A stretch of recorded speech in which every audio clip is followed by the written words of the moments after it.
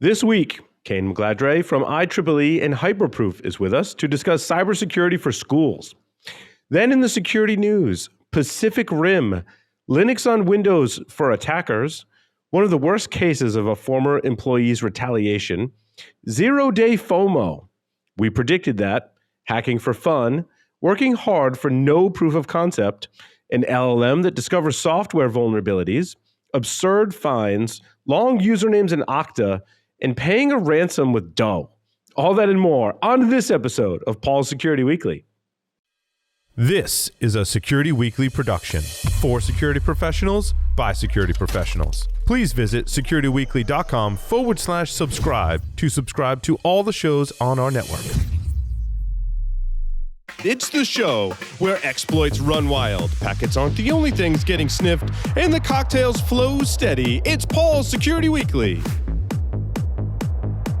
Quick question, do your end users always, and I mean always, without exception, work on company-owned devices and IT-approved apps?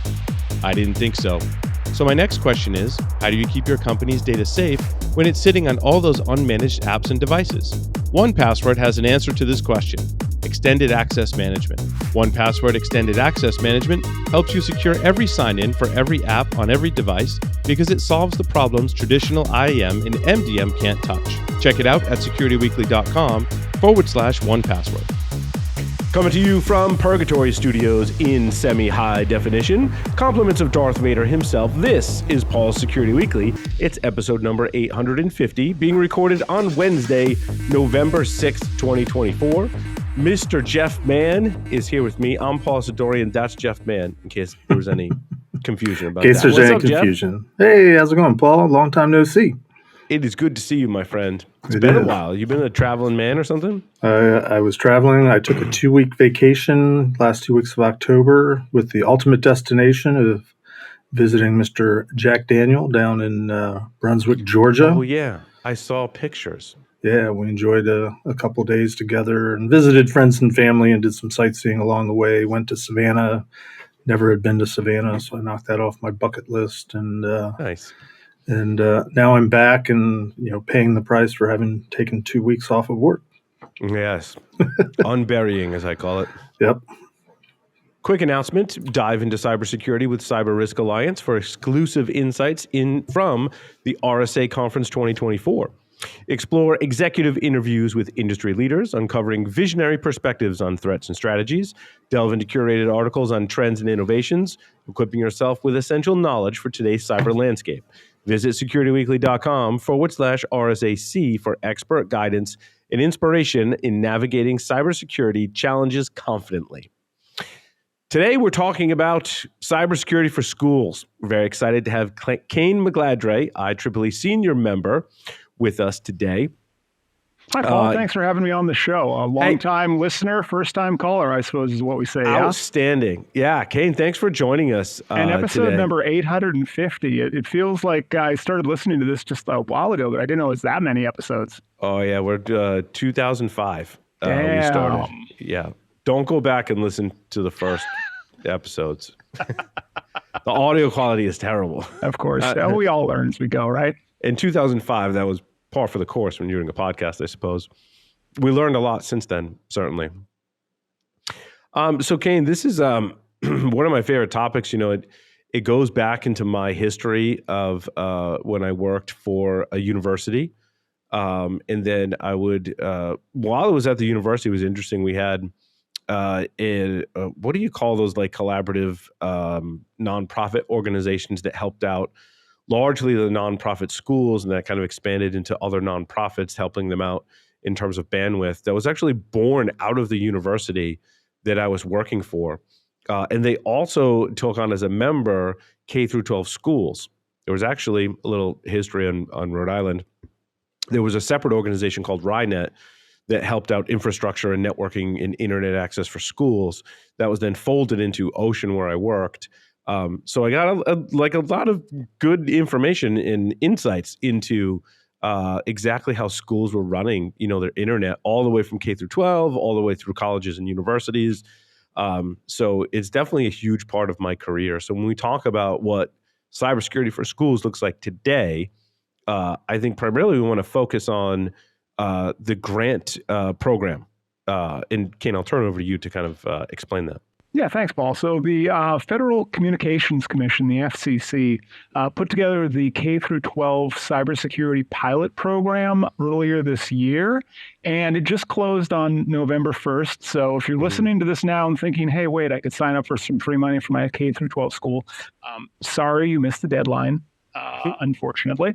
But what it is really is it's a $200 million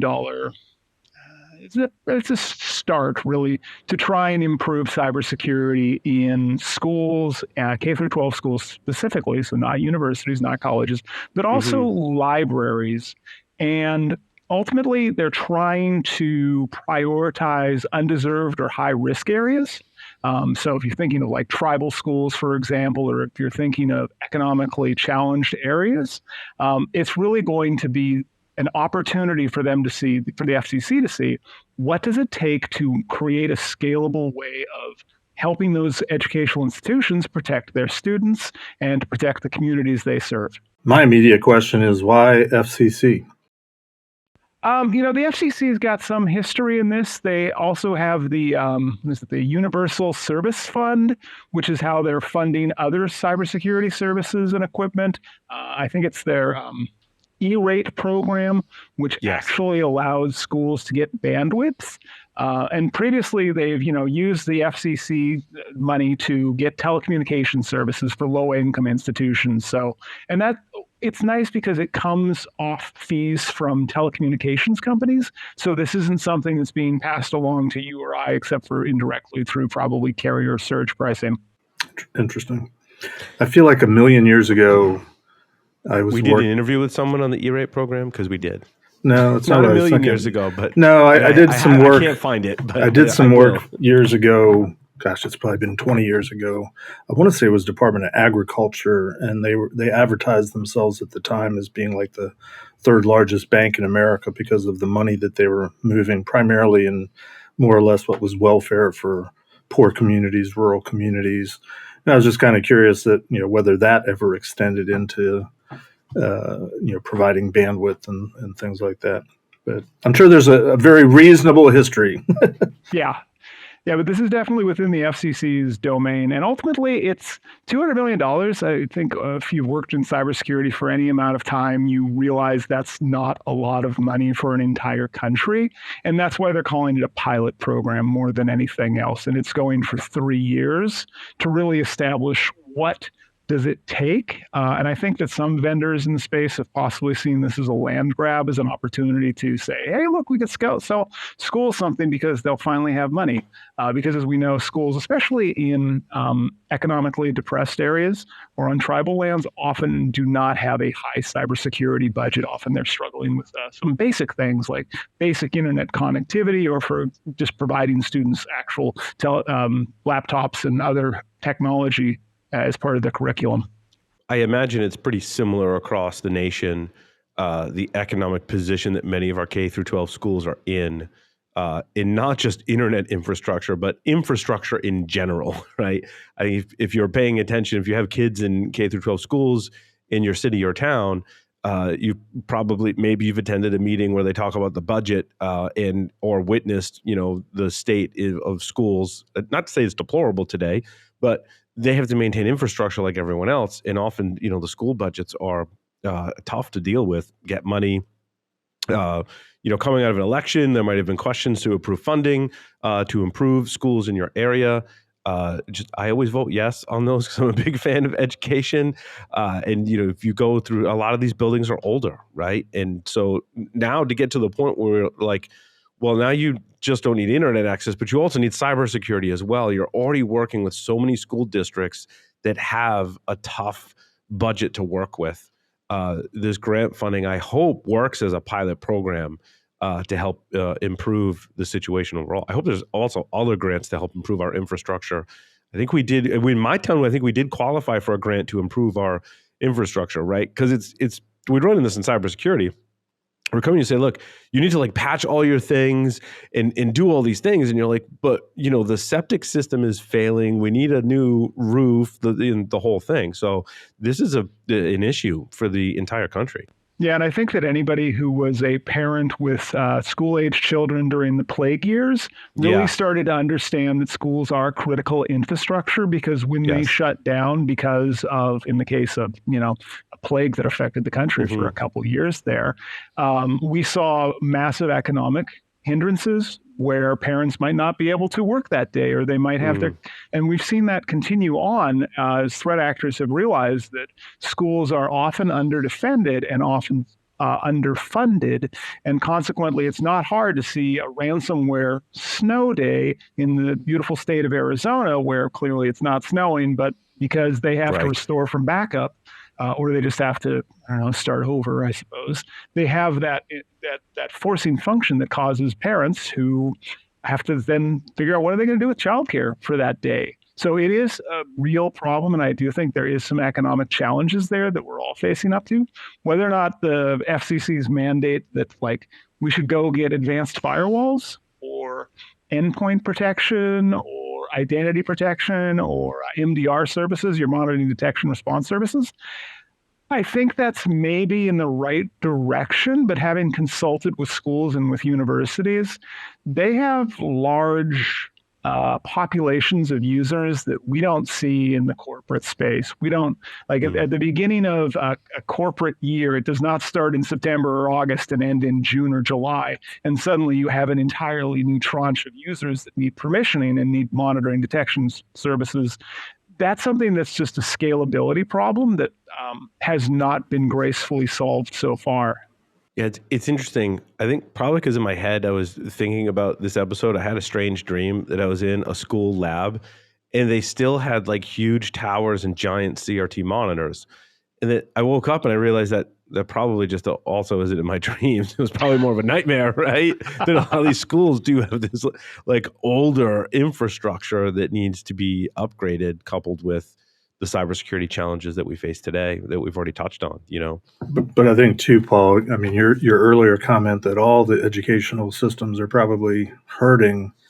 I think that's true. I think on a sliding scale, they're all pretty low, Mm. from bad to worse. I would imagine. Which, as Kayne said, during the plague years, we started to figure out just how bad it was. I've got two daughters, by the way, Kayne, that teach in um, what are they, Title I schools, underserved communities, inner city Philadelphia and Richmond. I hear almost firsthand a lot of the challenges that they go through just to get anything, yet alone anything technology related. They have Chromebooks. How The, prevalent? I don't know. my Kane, grandkids that live with me have Chromebooks. Chromebooks, right? I don't know if my daughter's students, but I can ask them. Yeah, and I have one remaining school age student. The other two are in college already.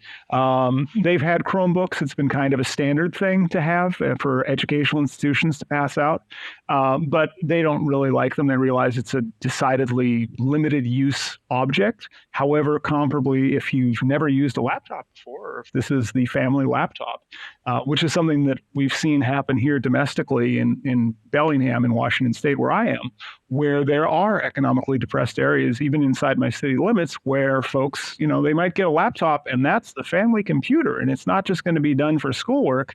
They're going to use it to pay their utility bill, and they're going to use it to stream cat videos, and they're going to do like paperwork through it. And that's become an unexpected use case. And the other thing we've seen, because this isn't just for K through 12 schools, but it also extends out to libraries and library systems.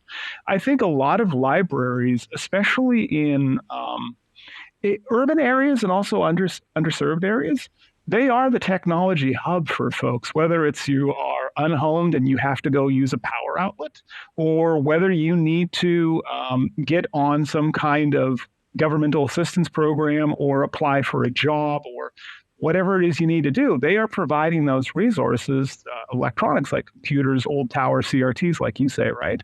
They're providing those at scale and also providing folks with workforce training in a lot of cases that can extend up to technology topics. And that might be for some people, like it's an upward mobility thing to move out of their current economic status and move on to something presumably better. I do feel like the Chromebook platform and Chrome OS platform has been good for schools, especially in terms of security. I mean, I follow the vulnerability and threat research trends very, very closely every week. And I've not, in my 19 years of covering it, come across a lot of research or indications of threat actors going after Chromebooks. And maybe I missed it, but if it was happening a lot, I would have seen a lot more of it, I feel like. I think the larger challenge with that ultimately is the amortization schedule. And sorry to bring finance into the conversation, but like they die after 3 or 4 years, right? And so if you're figuring your capex for your school and you're buying having to buy a new chunk of laptops, Chromebooks every 3 years or on a regular scale, that becomes itself a problem. Now, admittedly, should a 5-year-old or 10-year-old Windows laptop be handed out to somebody and expect that it's going to be a good time? Don't know. Like, it depends on what they're trying to do and how effectively it's been locked down to begin with. I think it's interesting that you're including libraries, and I'm trying to think, the libraries that I've been familiar with growing up, I believe have all been county operated. I'm sure there's exceptions across the country, but the school systems are also mostly county. I imagine then they're competing for, scarce dollars at the county level right off the bat, just even between those two groups. Yeah, I think that's very true. And I think that ultimately the pilot funds are going to establish what can counties contribute, what can the federal government, the FCC, contribute, but also ultimately what I'm hoping is going to come out of this is what is sustainable. Like if you get a brand new identity protection platform or a brand new MDR service and you run it for 3 years and then the end of the 3 years happens and it's no longer sustainable, did we learn anything other than maybe don't buy that vendor's stuff? I think that there is a real opportunity here, especially at the high school level, perhaps the middle school level, but definitely at the high school level, to reuse some of the students for actually getting involved in the operation and run books associated with those platforms. I think that probably comes from my own experience. Like I'm on the advisory board of my local uni and my local college, where the students absolutely run the SOC. And I don't think I have recently met a, let's go 10th onward grader who wouldn't be able to do initial triage. Like, what is it? You're looking at a log file. You're looking at just basic checklist type information.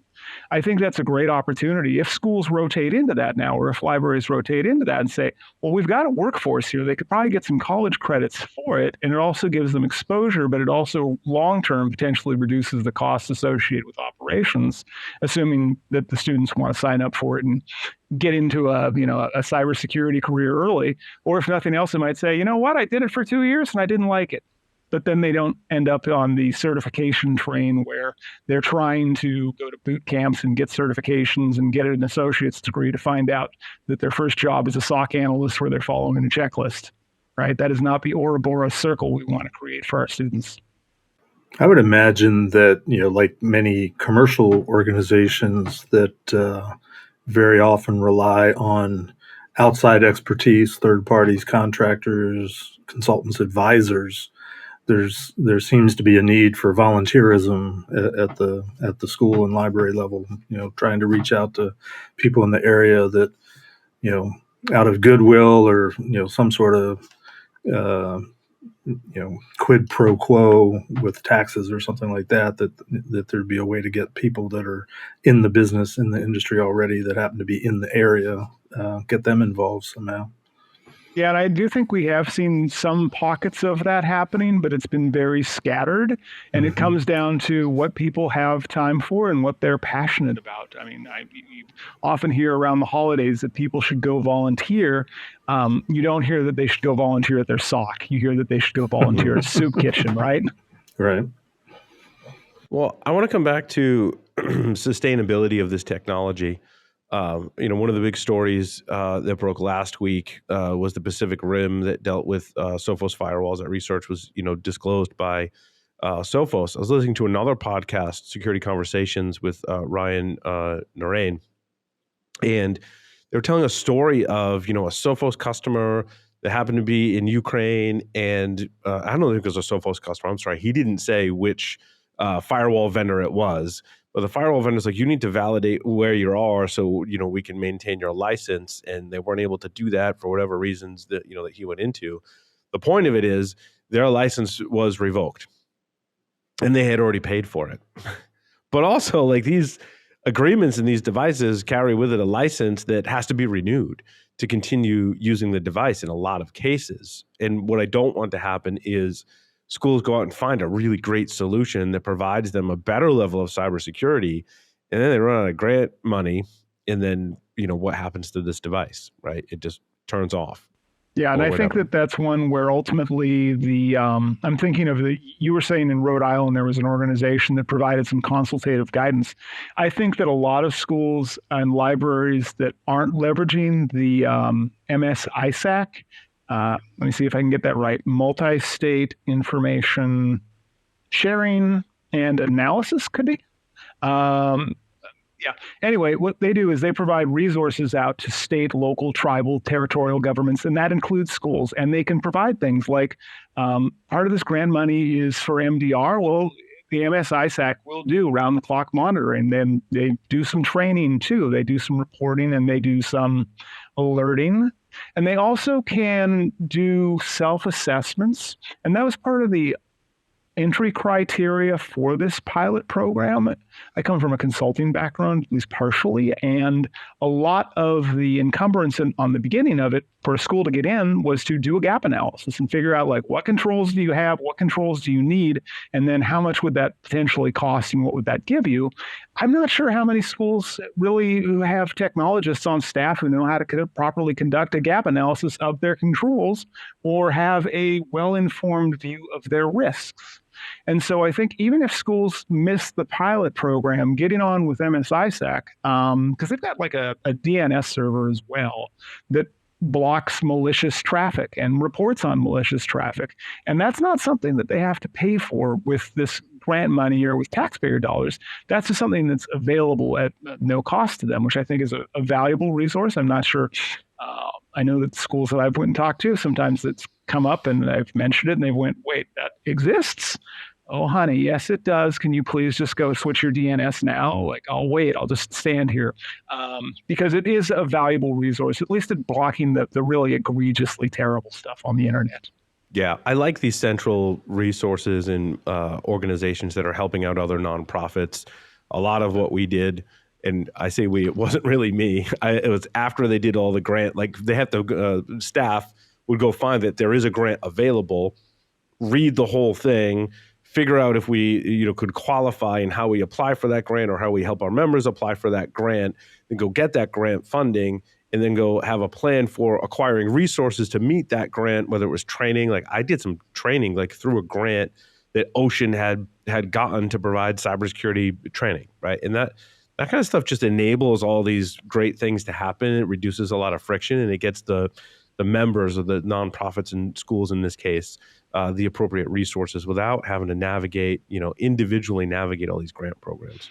Yeah, and I think that's ultimately the challenge. Is I know folks who are professional grant writers. It is definitely a discipline. I don't think it's something that's been taken off the table by large language models or artificial intelligence. But you're right. The awareness that this even exists, it's funny. It's now past November 1st. You still see marketing materials out there from some vendors saying, you should talk to us to sign up about this government grant because we will sell you the thing that does these requirements. Yeah. And again, that feels a little scummy. Yeah. Honestly, especially given that vendors have historically been reluctant to engage with the K through 12 market unless they're specifically targeted and built for it, because there has historically not been a lot of resources, not a lot of staff, certainly not a lot of budget, until at least you get up to the college and university level where suddenly the funding is unlocked. So out of curiosity, are most school systems that are, let's just assume they're county level, are they mostly, it's a, to use old language, a wide area network, and there's like a county level IT group that's sort of responsible for all the schools, or are each individual school responsible for funding and staffing, or does it vary from state to state? I think the easy answer is it varies, but the common thread you're going to find across that, especially for schools with legacy network topologies, is there's going to be a lot of flat networks.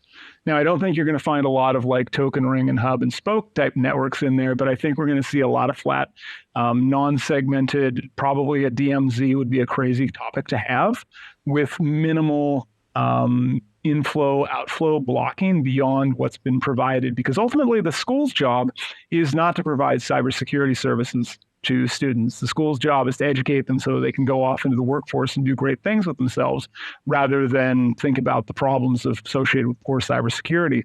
The problem, as we've seen historically, is that the ability of threat actors, as I said earlier, via ransomware to take down a school, or alternatively for students to take down schools. It's test day. I'm going to drop a DDoS on, like, we're just not going today because I want to skip a test. That is a valid thing that now happens in the world because schools have been historically under-resourced in this way. Yeah, somebody told me. I think it was during my vacation. One of my visits with somebody. They were saying that. Have you ever noticed that the Matthew Broderick character in Ferris Bueller in War Games did the exact same hack against their school to change the grades? And I'm like, you're come to think of it, you're right. But my follow up question then is part of the grant program providing guidance models? Has somebody figured out what the preferred topology is, plan of action, and the grant money is designed to help the recipients, move towards a desired state? Or is the money out there for them to just try whatever and they're sort of at the mercy of whatever organizations are involved selling or giving away whatever vendor products there are? So I think it's more of the latter. I don't think that they're forcing a traditional network topology, although realistically speaking, most schools, I think during the plague years, had to move on to a cloud-based architecture, at least partially, if not entirely, with the exception of schools that had specific on-premises applications, because a lot of that stuff just didn't work for 2 years. And so a lot of schools had to figure out, well, how do we get all of our students to have access to external resources that are compliant with various privacy requirements, as schools are required to maintain certain privacy policies at all state levels. How do we do that at scale? And so then what the idea behind the grant is that advanced firewalls, right? I guess if you've got an on-premises school network and you don't want bad things happening while your students are on premises with their Chromebook or whatever device, that makes sense. Endpoint protection feels a bit sus, to be honest, because that presupposes they're not rolling Chromebooks or they're not running some device that's just inherently hardened. Identity protection and authentication is the third category. Again, schools have large population change over the course of a school year, and most vendor licensing that do per named user account. When you get 200 or 400 or 1,000 new named user accounts over the course of just, hey, look, it's spring, we got a new crop of people coming in for kindergarten, it's going to be a challenge, I think. And then the final one on MDR, I think that one, again, it's not dictating necessary strategy, but I think that it'll at least allow companies or schools and libraries to be able to effectively deal with what's going on their networks to a greater or lesser extent. But that, again, presupposes they've got maybe a firewall that could block it or endpoint protection that could catch it to begin with. So it sounds like there's some room for debate or discussion about whether you make the investment in protecting the status quo or whether you take the same money and invest it in, for lack of a better solution, some sort of cloud-based technology. I think that's right. And I think ultimately in 3 years, in 2027, so first of all, the public notices haven't come out to figure out who actually got the grant money. That's going to be how it's announced. Once those come out, I think 2027, 2028, we're going to actually know what's it take. And then there's going to be a really interesting conversation on, well, how much is the FCC going to be able to extract from telecommunications providers to be able to up-level all schools, not just a select target number of schools? But also I think the conversation is, well, what did we learn out of this? Did we invest in training our students? Because that's not on the list, right? And I think that anybody who spent time in cybersecurity knows if you have users who historically habitually click on things you shouldn't click on and go to websites that, well, Paul, I was listening to, I think, a recent episode where you were talking about piracy back in the day, right? Yes. I know that kids still get down that rabbit hole, and there is all kinds of malware in there where you can go to websites that will allegedly have a cracked or a hacked or whatever the cool kids use these days for a term. All that's not good, and yet there's no funding in there for training. Yeah, they never really changed. Back in the day, too, if you wanted something that was pirated or illegal or, copyrighted materials, movies, songs, whatever, a lot of times they were always bundled with some kind of malware as well. And that still persists today. Yeah. Yeah, and so lack of training and education, I think, unless the schools are already doing that. But again, if you have only a finite number of hours that you've got your students available for, that might not have made the curriculum cut. And that's going to just continue producing that challenge. But again, you look at other organizations that are doing this. The Girl Scouts of America, for example, they're doing great work with helping to educate a new workforce of people who, if nothing else, if they go get their cyber badge for the Girl Scouts of America and they learn this is basic cyber hygiene, this is how I should be, I think they will be more effective corporate or organizational employees who are less likely to do things and are also more likely to expect certain norms of companies that companies might not have, especially legacy organizations that haven't fully pivoted to modern security technologies. So to what degree is the grant, because that's sort of apples and oranges. It makes sense to train the young people, but that's not what most of our discussion has been. Most of our discussion has been securing whatever the dare I say, enterprise network is at all these schools. But I'm also curious, having been involved with a grant program the last couple of years with a buddy of mine, return on investment for the grants. How do you know that the money was well spent? What's the return? That's been a frustration of Paul. Paul knows this guy too. Our friend that's been doing grants for the last 3, 4, 5 years. Did the FCC go into this with something in mind? Certainly, somebody had something in mind in terms of what a desirable outcome might be. And I guess the balance is, not wanting to lead people down a particular path and wanting to have, creativity and independence. And especially, my experience at the university level, dealing with universities over the years, at the idea of academic freedom and wanting to be able to do everything. I don't know how much that bleeds back into K through 12, but I can see there's lots of competing or potentially competing agendas that would be involved in this process. Yeah, and not speaking as a representative of the FCC, but having read what they said, ultimately it's data gathering. They've not studied this before, and if there's one thing with government bureaucracies is that sometimes they need facts to work from, and they don't have the facts to say, this is actually what's effective at protecting a school or a library broadband network, right? I think that they, as I say, by omitting training in there, they missed a trick. Because as we know from the corporate space, you can have really well-defended stuff and you can have a completely uneducated workforce or a minimally cyber-aware workforce, they still do exist, where you can still have very negative outcomes. And what it does is it creates workload for the people who are on the blue team, who have to then do cleanup operations for all of the things that could have been proactively prevented through either phishing simulation training or basic, don't go to malware sites that say that they have the latest ROMs. Are ROMs still a video game thing? I think they might be a video game thing, but they don't have the latest Fortnite. Well, not the latest consoles, but if you want to run games from older consoles after a certain point in time, they're still ROMs. Yeah. All right. So probably not what school age kids are out looking for, but that's what came to mind for me. But there are definitely lures on the internet that are available that I'm sure the threat actors are putting out at scale, and it can't be hard to do to specifically target these networks and these populations. And that being an omission of having no training, I think that's, like I say, that's going to cause a problem. So what kinds of things do you anticipate getting funded, Kayne? Is it schools going out and acquiring some firewalls or what we call UTMs, Unified Threat Monitoring Management platforms. I forget exactly what that stands for, but it seems my concern is that, there's threat actors actively targeting the small enterprise level.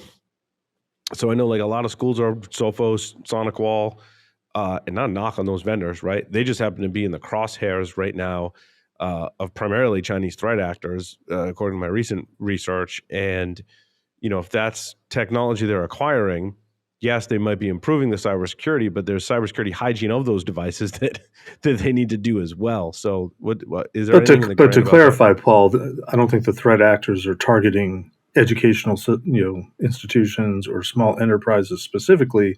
They're targeting users of particular platforms that they know how to pop. Well, they're targeting the platforms. Doesn't matter who's using them, Jeff, Yeah. right? It's the platform. Yeah, and we saw that especially kick off in the past 4 years, where it's very obvious that the Chinese threat actors, and to a lesser extent Russian and others, you can buy stuff off the shelf, you can bin it up in your lab, and you can beat on it all day long, and then develop proof of concept and then full exploits.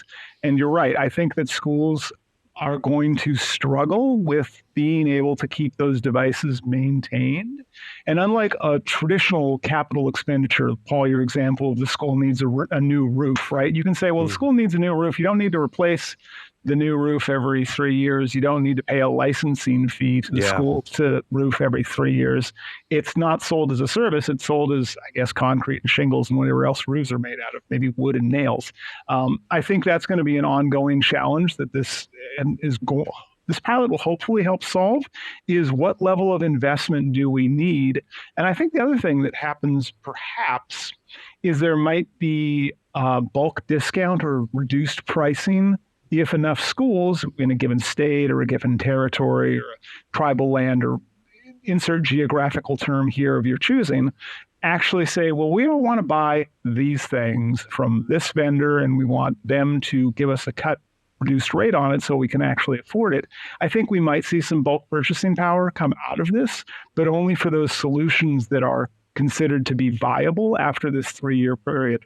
And 3 years in cybersecurity, that is nearly forever. I think approximately, like some things are evergreen exploits and some things are not. It's a double-edged sword, though.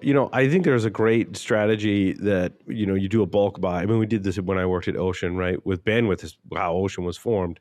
Rather than everyone individually buying bandwidth, let's all form this a member organization, and the organization goes and buys bandwidth on everyone's behalf, and we can get a much better rate for that. And oh, by the way, the central organization helps manage that and puts up new connections and works with telecommunications providers.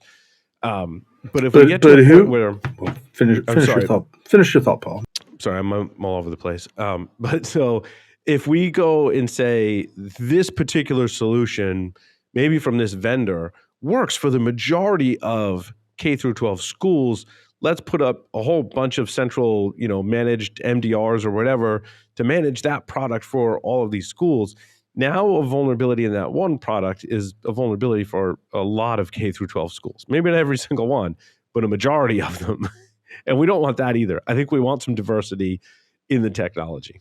Well, you're sort of asking the same question I wanted to ask, just sort of a different spin on it. But, what's the advantage of getting a great deal on a product that then is going to paint you as a target because it's got a track record, not to pick on any particular product, but it has a track record of being vulnerable, by any particular threat actor who, as we have just said, they're not targeting anybody in particular, they're targeting users of this product. Is there anybody in the ecosystem that will evaluate these proposals to get a great deal on product X? Is there anybody that's going to say, yeah, well, I looked up product X on, not to strike a nerve with you, Paul, but on the MVD or the CVSS, how many things have been written about them, this particular product? Almost like a supply chain analysis. We've done some stuff like that from but who's going to do that in this ecosystem? Well, and who at a school even knows that that's a topic? Unless we have if there are school administrators listening to this program, That's awesome. Glad to have you here.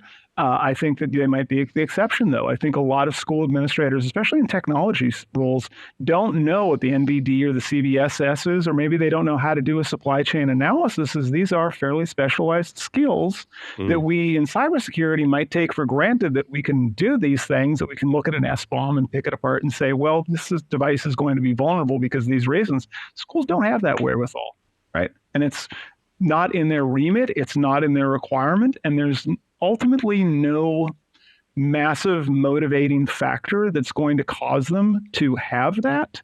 Whereas in other industries, we've seen those requirements for increased cyber hygiene often be forced through regulatory change or through legal change, or sometimes enforced through contractual vehicles. You don't see that in the school space. So, Kayne, what's your let's be optimistic for a moment. What's your outlook and your take on the best case scenario for this program?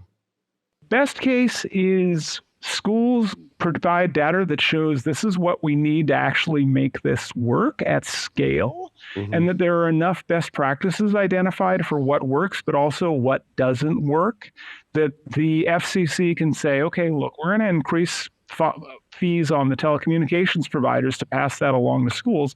That's part of it.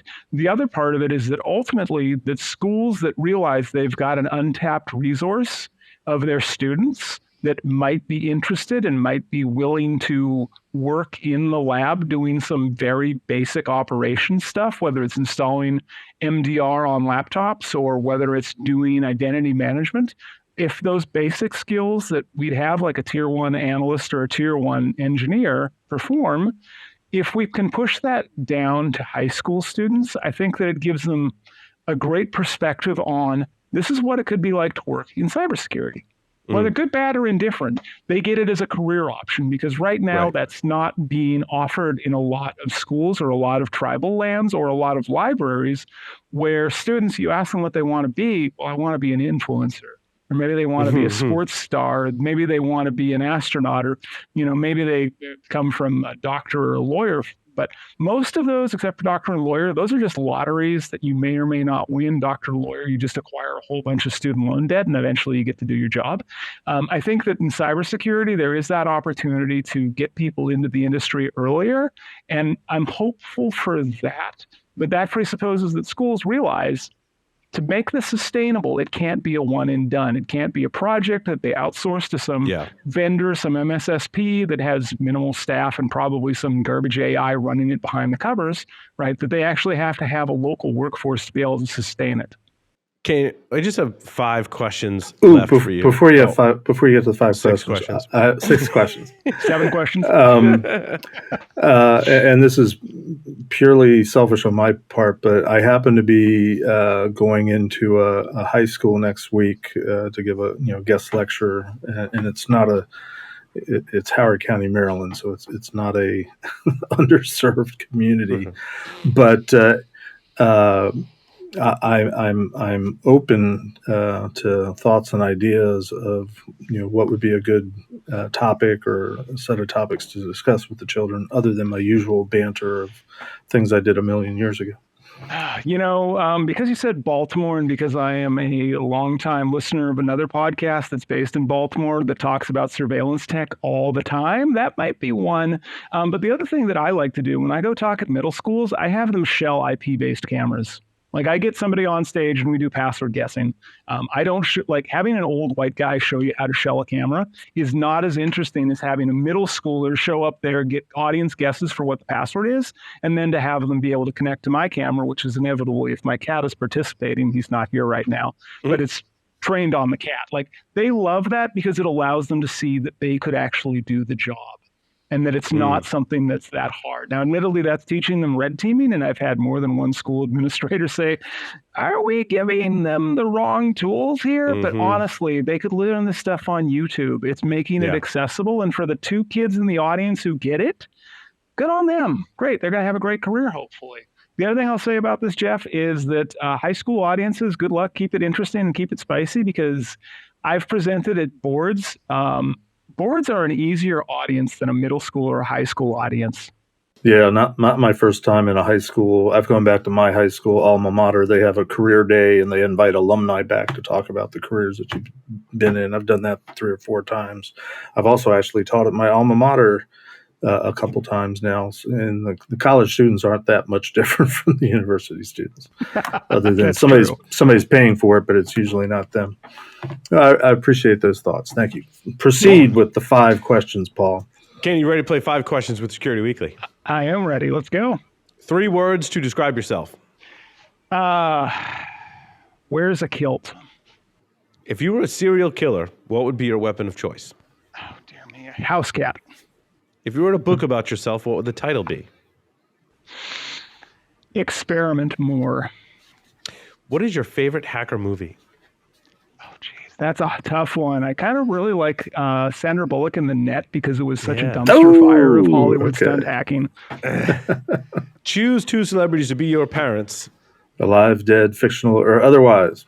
You're assuming that I know the names of celebrities. You've hit me on one that I don't know. I'd have to Google up the names of celebrities. Nobody comes to mind. It can be anybody from anywhere, from history. Okay. Let's see. Dave Bittner and Paul Asadoorian. How does that work? Fantastic. Kayne, thank you very much for appearing on Paul Security Weekly. Thanks for having me. With that, we will take a short break, come back with security news. Stay tuned.